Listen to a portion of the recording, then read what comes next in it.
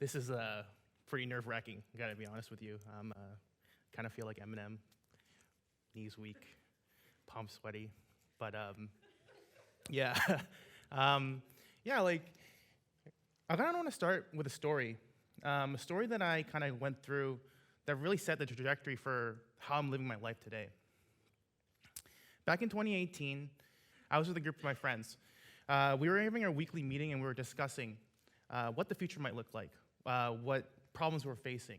And I remember my friend, Matt, turned to me and he asked me, hey, I think you should come lead this trip in Peru with me. The very idea of this was just flabbergasted me. I was wondering, like, why would you ask me to come do this with you?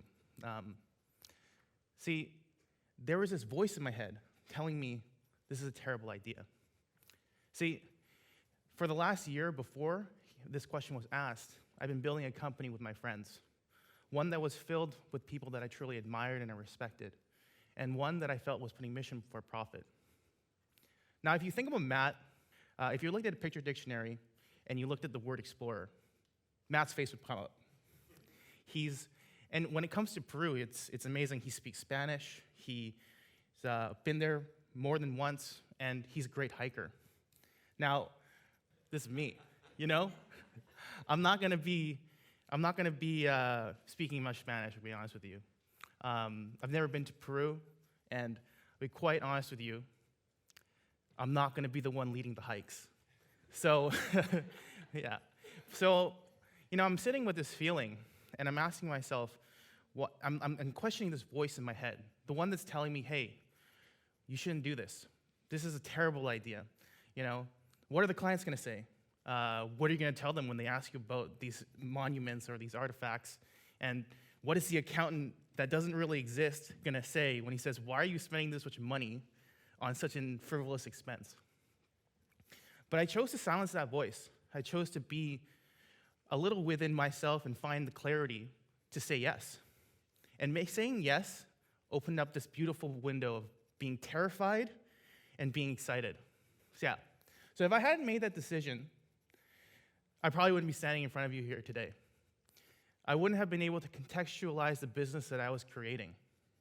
I wouldn't have known that you don't have to have the same strengths as each other. You simply have to be complementary. So, through this experience, I've been to some of the most incredible places on earth, places that you wouldn't even believe are possible to go to. I've been able to meet with incredible individuals, people with rich stories and beautiful backgrounds. I've been able to dance with Bedouins, and I've been able to swim with creatures the size of a bus and live to tell a tale. Now, I can tell the crossroad that I went on, and the trajectory of my life could have been very different. Sorry to say this, Mom, but I probably was never going to be a lawyer, was probably never going to be a doctor, probably was never going to be an engineer.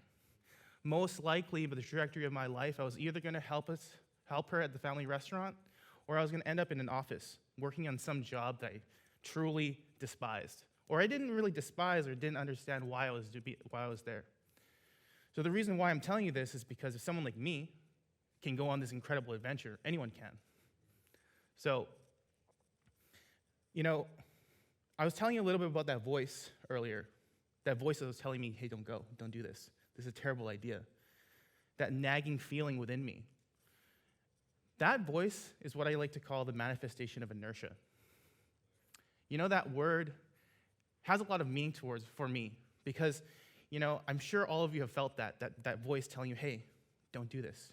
Hey, this is a terrible idea. Hey, why are you presenting in front of a bunch of strangers? But when you're able to quiet that voice, a beautiful opportunity arises. And with that, you're going to learn that your greatest adventure is on the other side of your inertia. And this has been an incredibly challenging decade for all of us. I think that we're going through a bit of a crisis of existence, Like, so many of us sitting in this room want to feel purpose. We want to feel like we're doing something meaningful. But often, this voice of inertia is the one that's stopping us. Because inertia is a tendency to remain unchanged. to stay the same. But I implore you that when you quiet that voice, when you challenge your beliefs, when you take action towards experiencing all what life has to offer, you're going to live an incredible life. So I kind of have 3 things that I've been using as kind of like a mantra or a way to build my perspective along my journey. The first is questioning what you want. The second is challenging your perspective. And the third is using fear as a compass. So I kind of want to go into each point with you guys. Before I started building this business with my friends, I was an intern at a company that they were already building for a completely different project. And I sat there near the end of my tenure with them, and one of them took me to the side, and we started talking about our future. I'll be honest with you, this was not a conversation I was ready for. Like, the future was such an unclear path for me. I didn't know what I was doing. I didn't know what I wanted. But then he sat there, and he looked at me dead in the eye, and he asked me, "What is it that you want?" There was a very uncomfortable silence. And I looked at him, and I said the generic, I don't want to stereotype, but a generic Asian answer, I want to make money. Not so generic Asian answer, I want to be happy. Yeah. And then he looked at me, he didn't accept this, and he said, "Again, what do you want?" And I sat there and I was thinking, man, I've never really sat with myself and considered what it is that I want.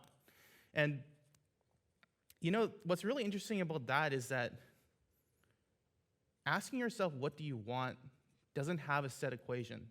It doesn't have a set formula. There's no way to know, because just by living your life, all these experiences you're going to face are going to bring new perspectives that are going to expand on what you want. But you still have to make a choice. You still have to make a decision. You still have to go forward and think about what you want, because that's the first step. It's easy when it's like, it has no consequence to any of us, It's easy to be like, what do you want for lunch? It's easy to be like, oh, Taco Bell. But then, it's very difficult when for a lot of us, because life can feel like we're in a car going a little bit too fast. And so what I'm suggesting is that you give yourself space, time, reflect, think about this, think about what you want. Because the gift that figuring out what this is the gift of clarity. And when you feel clear, you know very quickly what is serving you and what is not. So that's like just the first step, right? Because this is the kind of the direction that's going to lead you. You're going to embark on this journey. And what happens next is, how do you really expand on what you want? And for me, that's always been this idea of challenging your perspectives. It's really easy for you to be in the place of knowing, but it's much harder to be in the place of, I don't know certain things, and I want to expand my perspective. So I don't know how many of you have watched Avatar: The Last Airbender, but yeah, like half of you maybe. But yeah, there's this character named Uncle Iroh. He is my favorite character. This old wise man with his brash young nephew going on this adventure together and giving this sagely advice. I felt like his nephew. I felt like I was sitting there with him. And he has this quote, "Sharing tea with a fascinating stranger is one of life's true delights." The reason why this resonates so deeply with me is because I've always been really fascinated with people's stories. Because stories are this incredible portal into someone else's world. It's this incredible opportunity to be faced with a perspective that does not match our own. And when you embrace this new perspective and this new story and this new experience, your ability to grow as a human being grows. It's harder, sometimes it can be harder said than done. It's easy when it's something that we feel very loosely on. But when we feel like we really care, the truth is it's gonna be an uphill climb. I'm sure you've had family dinners where you're talking about politics and you don't want to hear what the other person has to say. But when we explore the unknown becomes this launch pad to our curiosity. That when we get to challenge our worldview, we have this beautiful space in which everything that comes into us becomes a portal to like discuss new ideas. So I'm going to talk a little bit about this time in 2019. I got a chance to go to North Korea. It's me. It's my fellow Canadian Korean friend and our guide. And so I know North Korea can be a bit of a touchy subject, and I'm not going to get too deep into the politics of things. I'm going to talk to you about my personal experience. As a Canadian Korean, I think no matter how or what you look at what's happening over there, it's going to be part of you. It's going to be part of my life, and it's going to be part of something that I'm always going to remember as part of my heritage. But when I think about North Korea, I've always been faced with this, like the same three stories cycled: saber rattling, some kind of humanitarian effort, or a humanitarian crisis, and a brainwashed population. And that kind of put me in a place where I started to think, man, I started looking at North Koreans as the other, alien. And as me and my friends were on this train going into Pyongyang, I started to think, oh man, we're going to see a military parade? What's the security situation going to look like? Are they going to target me because I'm Korean by ethnicity? The truth is, I didn't face any of these things. I didn't see any of these things. What I did face was this moment that would have changed my worldview to this day. And I remember getting off that train, and I turned to my right, and I saw this man, and I was floored. If I had been walking down the streets of Seoul, I'll bet if he changed his clothing, I wouldn't have batted an eye. This person was Korean. This person was a person that shared probably a linked heritage to me. We were probably distant, we could have been distant relatives. And the only difference between me and him was that my grandparents were on the different part of a line that was drawn on a ceasefire. And I could have been that guy. I could have been in North Korea. I could have been a North Korean. And that was a huge lesson. That was a huge eye-opening experience for me, because we have this habit of looking at each other as the other. But when we start to strip down our biases, when we start to take away the things that we perceive make us different, we're all very much the same.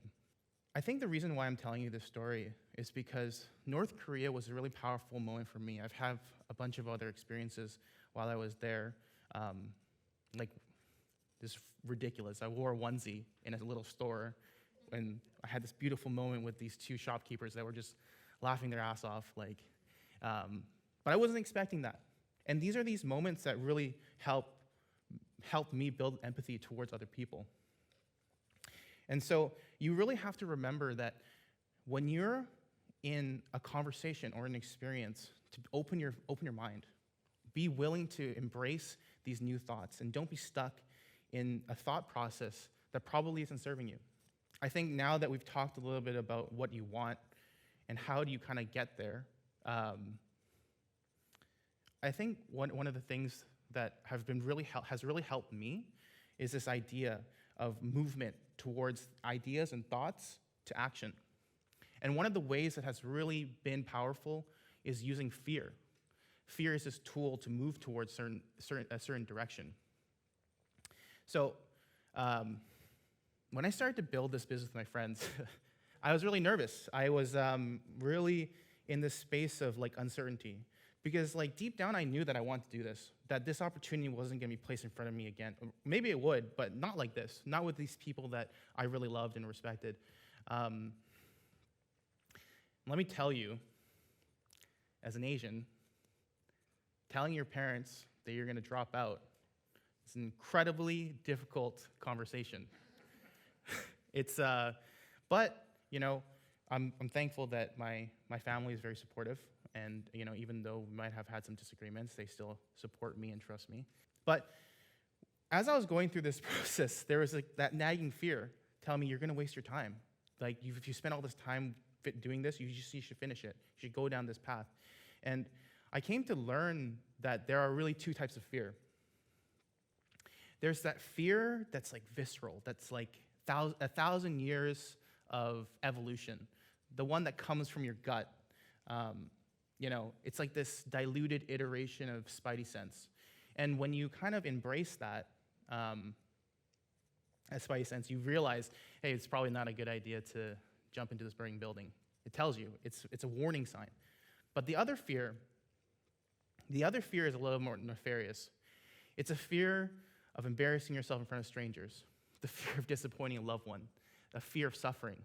It's that fear that comes from a place of either societal pressure, it comes from personal insecurities, and this fear of suffering. But when you sit with this fear and you don't let it consume you, it can be this beautiful compass, because it leads us to the things that matter. Using fear as a compass does have its difficulties. We're kind of forced to face parts of ourselves that are easier to ignore. But for me, when I have used fear as a compass, it's led me to some of the most beautiful moments of my life. These are the kind of three principles that I've been thinking about a lot on my journey. And so these three are questioning what you want, because when you decide what you want, it acts as a North Star, like a launching point to move in a certain direction. When you challenge your perspective, it shows you that you can evolve as a human, that what you want was just the way to start, but when you challenge your perspective, you can pivot.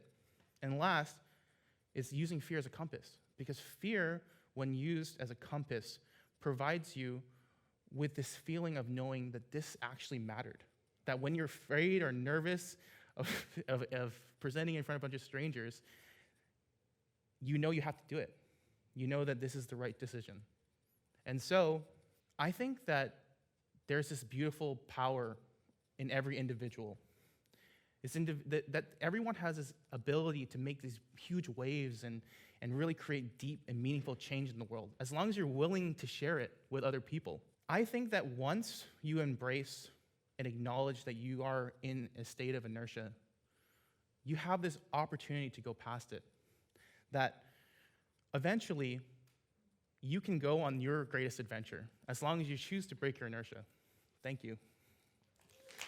Yeah.